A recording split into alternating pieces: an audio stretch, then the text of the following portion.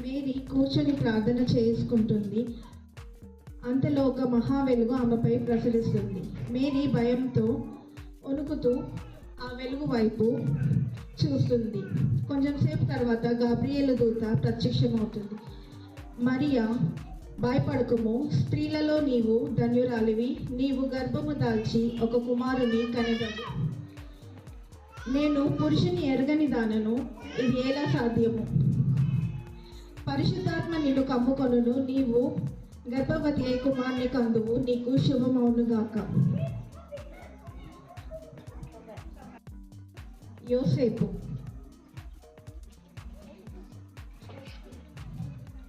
యోసేపు మరియకు ప్రదానం చేయబడి ఉండెను.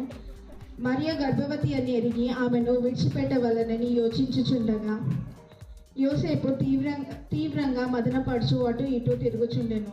అంతలో ఒక మహా వెలుగు యోసేపు వద్దకు వచ్చును.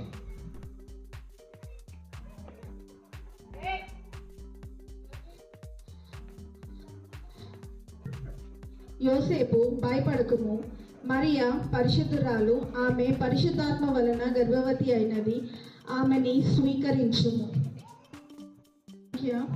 రాయవలనని అందరూ బెత్లెహేమునకు రావాలనని ప్రకటించెను. అప్పుడు యోసేపు నిండు గర్భవతి అయిన మరియను తీసుకొని బెత్లెహేమునకు వెళ్ళెను. బెత్లెహేం అంతటా జనాలు ఉండుట వలన మరియకు యోసేపుకు ఎక్కడా స్థలము దొరకలేదు. మీ దగ్గర ఎక్కడైనా స్థలం ఉన్నదా అని అడిగినప్పుడు ఎక్కడా లేదు అని చెప్తున్నారు.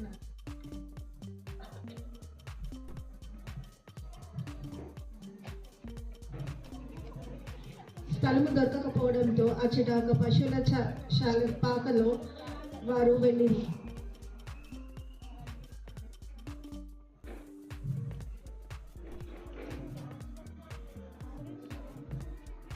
మేరీ క్రీస్తునకు జన్మనిచ్చెను. మరియా ఆ శిశువును పొత్తిగుడ్డలతో చుట్టి పశువుల తొట్టిలో పరుండబెట్టెను.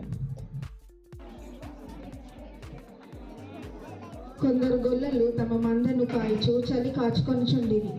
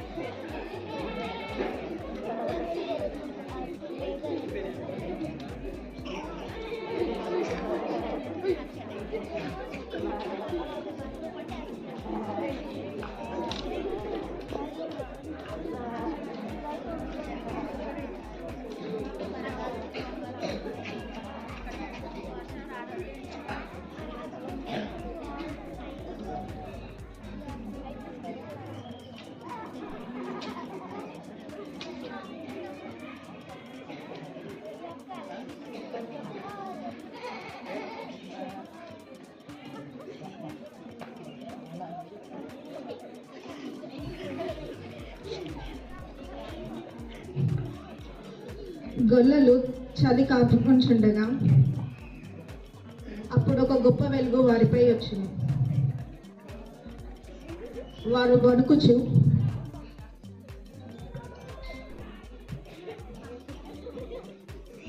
గాబ్రియేలు దూత వచ్చాను. భయపడకుడి, నేడు మీకు ఒక రక్షకుడు పుట్టి ఉన్నాడు, ఆయనను వెళ్ళి సేవించుడి.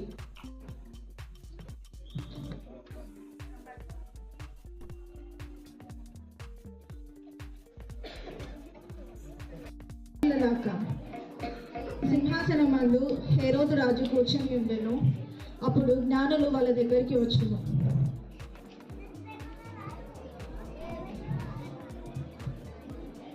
మేము తూర్పు దేశపు జ్ఞానులము, లోకరక్షకుడు జన్మించినంట, ఆ శిశువు ఎక్కడా అని అడగడానికి వచ్చాము. అవునా? మనసులో కోపంతో వారికి వెళ్ళి ఆయనను పూజించుకొని నాకును సమాధానం ఇవ్వండి, నేనును వచ్చి పూజించేదను అని పలికెను.